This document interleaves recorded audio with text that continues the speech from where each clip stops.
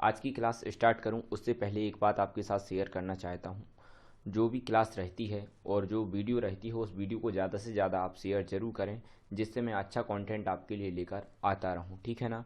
और रही बात यहाँ पर वीडियो पर कमेंट करने की, तो वीडियो पर कमेंट ज़्यादा से ज़्यादा ज़रूर करें, क्योंकि यही कमेंट आपके हमारे लिए ऊर्जा का स्रोत होते हैं और यही हमें मोटिवेट करते रहते हैं। तो ऐसे कमेंट आप करते रहिएगा और वीडियो को ज़्यादा से ज़्यादा शेयर ज़रूर करें, जिससे मैं ऐसे ही कंटेंट आप तक पहुंचाता रहूं, ठीक है। तो चलिए शुरू करते हैं आज की क्लास। और अभी तक आपने चैनल को सब्सक्राइब नहीं किया तो फटाफट चैनल को सब्सक्राइब कर लीजिए, वीडियो को लाइक एवं शेयर जरूर करें। चलिए शुरू करते हैं आज की क्लास।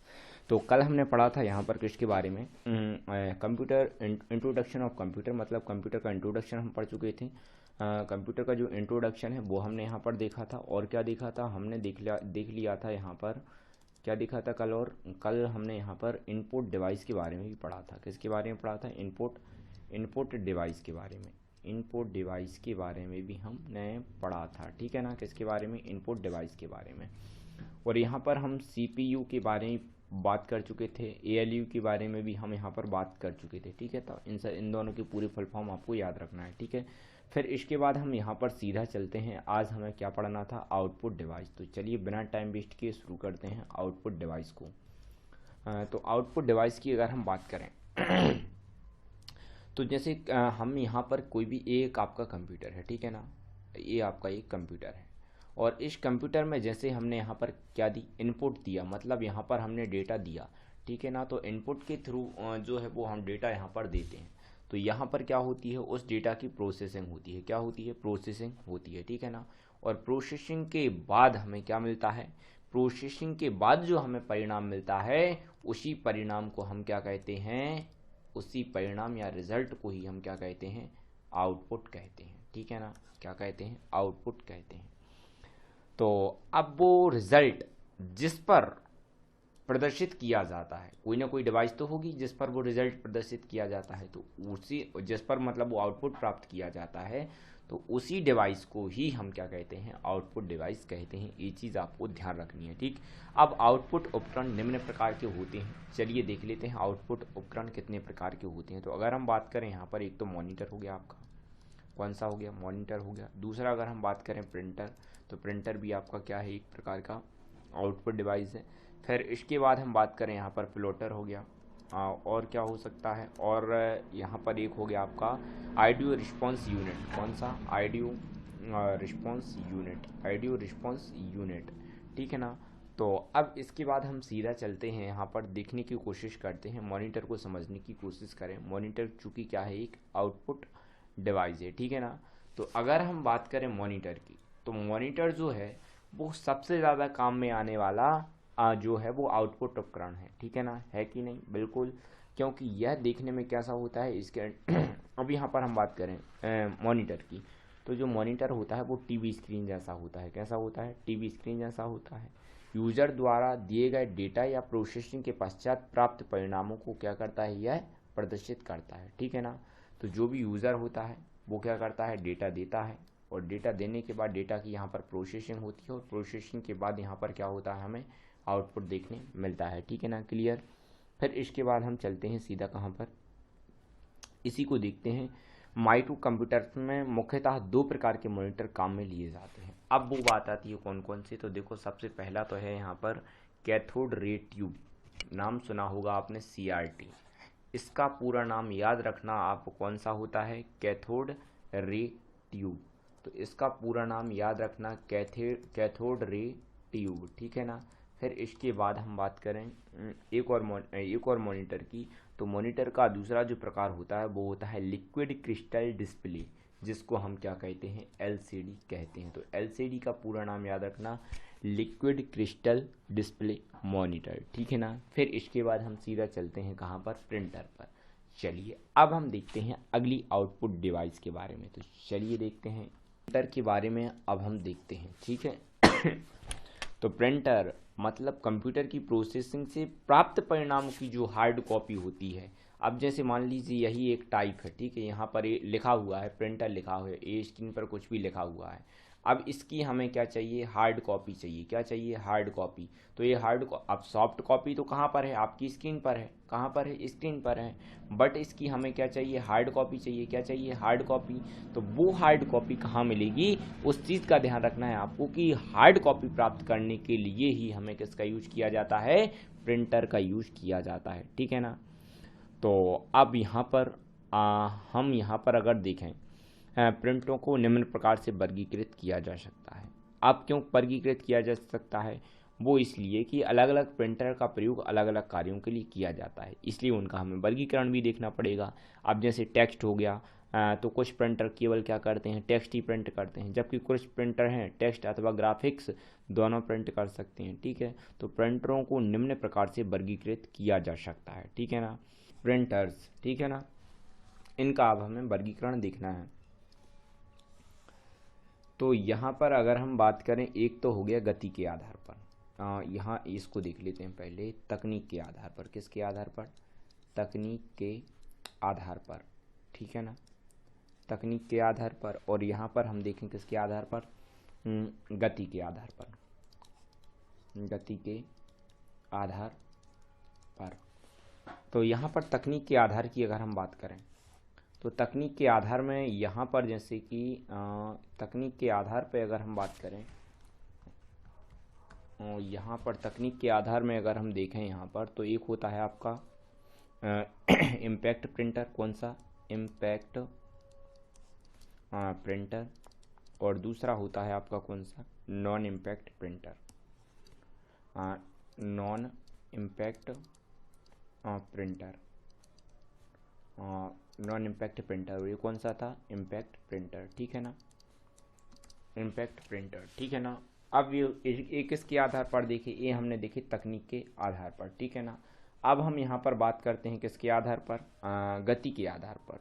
तो यहाँ पर गति के आधार पर जो है वो सबसे पहला कौन सा है यहाँ पर, कैरेक्टर प्रिंटर। कौन सा है, कैरेक्टर प्रिंटर। Character printer. फिर इसके बाद हम बात करते हैं यहाँ पर दूसरा जो आता है वो आता है लाइन प्रिंटर। कौन सा आता है, लाइन प्रिंटर। ठीक है ना, लाइन प्रिंटर। फिर इसके बाद हम बात करते हैं यहाँ पर किसके बारे में, पेज प्रिंटर के बारे में। जो तीसरा आता है वो है आपका पेज प्रिंटर। ठीक है ना, कौन सा प्रिंटर, पेज प्रिंटर। ठीक है ना। तो गति के आधार पर हमने 3 प्रकार के प्रिंटर देखे, एक तो कैरेक्टर प्रिंटर देखा, दूसरा लाइन प्रिंटर देखा, और तीसरा देखा पेज प्रिंटर। और तकनीक के आधार पर हमने 2 प्रकार के प्रिंटर देखे, एक इम्पैक्ट प्रिंटर और दूसरा होता है आपका नॉन इम्पैक्ट प्रिंटर। ठीक है ना। अब थोड़ा सा ध्यान से समझने की कोशिश करना, तकनीक के आधार पर प्रिंटरों का वर्गीकरण। बिल्कुल ध्यान से, इम्पोर्टेंट टॉपिक है, बहुत ही इम्पोर्टेंट टॉपिक। तकनीक के आधार पर जो है वो प्रिंटरों का वर्गीकरण। ठीक है ना, तकनीक के आधार पर प्रिंटरों का वर्गीकरण। ठीक है ना। तो इस वर्गीकरण को ज़रा ध्यान से समझने की कोशिश करना। अब यहाँ पर तकनीक के आधार पर प्रिंटर्स कितने प्रकार के होते हैं, 2 प्रकार के होते हैं। तो चलिए देख लेते हैं। पहला ही हम यहाँ पर किसको, इम्पैक्ट प्रिंटर को। किसको, इम्पैक्ट प्रिंटर। ठीक है ना, इम्पैक्ट प्रिंटर। अब इम्पैक्ट प्रिंटर की अगर हम बात करें, तो इम्पैक्ट प्रिंटर में ध्यान से समझ रहे हैं यहाँ पर कि जो इम्पैक्ट प्रिंटर होते हैं उनमें धातु के छोटे छोटे हथौड़े कार्बन के रिबन पर चोट करते हैं। ठीक है ना। तो जो इम्पैक्ट प्रिंटर होता है उस प्रिंटर में धातु के छोटे छोटे हथौड़े जो होते हैं वो कार्बन के रिबन पर चोट करते हैं, और रिबन के नीचे वह पेपर रखा जाता है जिस पर प्रिंट लेना होता है, और जब हथौड़े द्वारा चोट दी जाती है तो पेपर पर प्रिंट आ जाता है। यह निम्न है। ठीक है ना। तो अब इम्पैक्ट प्रिंटर कौन कौन से हैं, जैसे कि आपका डॉट मैट्रिक्स प्रिंटर है, तो ये आपका कौन सा प्रिंटर है, इम्पैक्ट प्रिंटर है। तो क्वेश्चन आपको यहीं से बनते हैं। जैसे आपसे पूछ लिया जाए कि बताइए Daisy wheel printer impact printer है कि नॉन इम्पैक्ट प्रिंटर है, तो ये चीज़ आपको दिमाग में रखनी है। ठीक है ना। तो चलिए देख लेते हैं कि यहाँ पर कौन कौन से आपके इम्पैक्ट प्रिंटर हैं। ठीक है ना। तो इनमें अगर हम बात करें तो सबसे पहले तो आता है आपका डॉट मैट्रिक्स प्रिंटर। कौन सा आता है, डॉट मैट्रिक्स प्रिंटर। तो जो डॉट मैट्रिक्स प्रिंटर है वो आपका कौन सा प्रिंटर है, इम्पैक्ट प्रिंटर है। ठीक है ना। फिर हम बात करें यहाँ पर डेजी व्हील की। ठीक है। तो जो आपका डेजी व्हील है, डेजी व्हील प्रिंटर, जो तो ये डेजी व्हील जो प्रिंटर है वो भी आपका इम्पैक्ट प्रिंटर है। ठीक है ना। बहुत इंपॉर्टेंट टॉपिक है, हम पढ़ रहे हैं, थोड़ा सा इसको ध्यान रखना। ठीक। फिर इसके बाद आता है बैंड प्रिंटर। कौन सा, बैंड प्रिंटर। तो ये जो बैंड प्रिंटर है वो भी आपका इम्पैक्ट प्रिंटर है। फिर इसके बाद हम बात करें चेन प्रिंटर, कौन सा, चेन प्रिंटर। तो चेन प्रिंटर भी आपका नॉन इम्पैक्ट इम्पैक्ट प्रिंटर है। चेन प्रिंटर जो है वो इम्पैक्ट प्रिंटर है। फिर आता है ड्रम प्रिंटर, कौन सा, ड्रम प्रिंटर। तो जो ड्रम प्रिंटर है वो भी आपका इम्पैक्ट प्रिंटर है। ठीक, अब इसके बाद हम चलते हैं यहाँ पर नॉन इम्पैक्ट प्रिंटर। कहाँ पर, नॉन इम्पैक्ट प्रिंटर। तो नॉन इम्पैक्ट प्रिंटर की बात करें तो यहाँ पर अगर हम बात करें तो नॉन इम्पैक्ट प्रिंटर, अब पहले तो इनको समझने की एक्चुअल में नॉन इम्पैक्ट प्रिंटर होते क्या हैं। तो हथौड़ी जैसी वस्तु द्वारा रिबन पर चोट नहीं दी जाती, जैसे कि हमने इम्पैक्ट प्रिंटर में देखा था। इसमें ये सब नहीं होता है। इस तकनीक में प्रिंट हेड व कागज़ के मध्य भौतिक संपर्क नहीं होता है। तो ये चीज़ ध्यान रखना है कि इस तकनीक में प्रिंट हेड व कागज़ के मध्य भौतिक संपर्क नहीं होता नॉन इम्पैक्ट प्रिंटर में, ठीक है ना। अब यहाँ पर हम समझने की कोशिश करते हैं इसके मुख्य उदाहरण, ठीक है ना। तो इसके मुख्य उदाहरण वो हैं, निम्न हैं, ठीक है। तो नॉन इम्पैक्ट प्रिंटर के मुख्य उदाहरण कौन कौन से हैं। एक तो हो गया आपका इंक जेट प्रिंटर, कौन सा, इंक जेट प्रिंटर। तो जो इंक जेट प्रिंटर है वो आपका नॉन इम्पैक्ट प्रिंटर है। फिर इसके बाद आता है दूसरा लेज़र प्रिंटर, कौन सा प्रिंटर आता है, लेज़र प्रिंटर। तो लेज़र प्रिंटर भी कौन सा है, नॉन इम्पैक्ट प्रिंटर है। फिर इसके बाद आता है थर्मल प्रिंटर, कौन सा प्रिंटर आता है थर्मल प्रिंटर, थर्मल प्रिंटर, ठीक है ना। ये होता है थर्मल प्रिंट, ये हो गया आपके नॉन इम्पैक्ट के उदाहरण हमने देख लिए कौन कौन से। एक हो गया आपका इंकजेट प्रिंटर, और दूसरा हो गया लेज़र प्रिंटर, और तीसरा हो गया थर्मल प्रिंटर, ठीक है ना, कौन सा, थर्मल प्रिंटर। फिर इसके बाद हम चलते हैं कहाँ, आगे। अब हमें देखना है यहाँ पर किसको, गति के आधार पर वर्गीकरण। अब समझना है हमें गति के आधार पर वर्गीकरण, प्रिंटरों का वर्गीकरण, ठीक है ना। तो इसके आधार पर जब हम प्रिंटरों का वर्गीकरण देखेंगे तो यहाँ पर एक चीज़ आपको ध्यान रखनी है कि सबसे पहला हमने क्या देखा था, यहाँ पर कैरेक्टर प्रिंटर देखा था। कौन सा देखा था, कैरेक्टर प्रिंटर। कौन सा देखा था, कैरेक्टर प्रिंटर। और फिर हमने एक और देखा था यहाँ पर, अगर हम बात करें दूसरा देखा था हमने लाइन प्रिंटर। किसको देखा था, लाइन प्रिंटर को, लाइन प्रिंटर, ठीक है ना। और फिर यहाँ पर देखा था अपन ने पेज प्रिंटर। कौन सा, पेज प्रिंटर। अब इनको समझने की हम कोशिश करते हैं, ठीक है। तो सबसे पहले तो हम यहाँ पर कैरेक्टर प्रिंटर को समझने की कोशिश करते हैं, ठीक है। तो एक्चुअल में जो कैरेक्टर प्रिंटर होता है वो प्रिंटर एक समय में एक कैरेक्टर प्रिंट करते हैं। जो कैरेक्टर प्रिंटर होते हैं वो एक समय में एक कैरेक्टर प्रिंट करते हैं। यह कैरेक्टर सॉलिड फॉन्ट या डॉट मैट्रिक्स फॉर्म में हो सकते हैं। इनकी जो गति होती है वो किस में मापी जाती है, CPS। अब यहाँ CPS का फुल फॉर्म याद रखना, CPS, ठीक है ना। तो इसका जो फुल फॉर्म होता है वो होता है कैरेक्टर पर सेकंड। तो CPS क्या होता है, कैरेक्टर पर सेकंड, ठीक है। तो इनकी जो गति है, मतलब कैरेक्टर प्रिंटर की जो गति है वो किस में मापी जाती है, कैरेक्टर पर सेकंड में मापी जाती है। ये चीज़ आपको ध्यान रखना।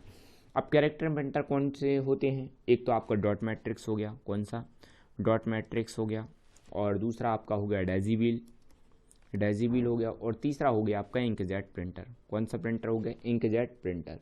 तो ये जो 3 प्रिंटर होते हैं वो आपके कैरेक्टर प्रिंटर में आते हैं, ठीक है ना। फिर इसके बाद हम बात करें लाइन प्रिंटर की, किसकी, लाइन प्रिंटर को समझने की हम कोशिश करते हैं। तो लाइन प्रिंटर मतलब एक इस प्रकार के जो प्रिंटर होते हैं वो एक समय में एक पूरी लाइन को क्या करते हैं, छापते हैं। इस प्रकार के प्रिंटर तीव्र गति से कार्य करते हैं। इनमें अधिकांशतः इम्पैक्ट तकनीक का प्रयोग किया जाता है। कौन सी तकनीक का प्रयोग किया जाता है, इम्पैक्ट तकनीक का प्रयोग किया जाता है। तो इनकी जो गति होती है वो LPM, मतलब इसका फुल फॉर्म होता है LPM का। लाइन प्रिंटर में हम बात करें तो LPM का जो फुल फॉर्म होता है वो होता है लाइन पर मिनट। यह 1 मिनट में 300 से 2500 लाइनों को प्रिंट कर सकते हैं, ठीक है। तो ये होते हैं लाइन प्रिंटर। यह एक लाइन में 132 से लेके 136 तक के कैरेक्टर तक प्रिंट कर सकते हैं। इसके उदाहरण निम्न हैं।